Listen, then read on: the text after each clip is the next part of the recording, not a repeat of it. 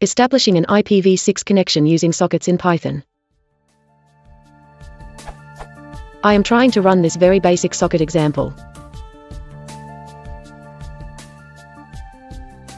Yet, I get the error. The boolean has underscore IPv6 returns true. Any help?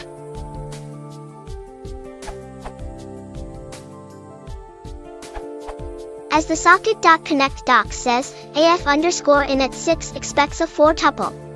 Sockaddr is a tuple describing a socket address, whose format depends on the return family, A, address, port, 2-tuple for AF_init, A, address, port, flow info, scope ID, 4-tuple for AF_init6, and is meant to be passed to the socket.connect method.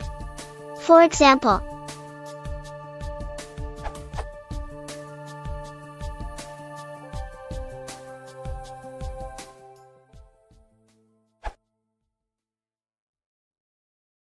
if you want to support the channel, please consider liking and subscribing.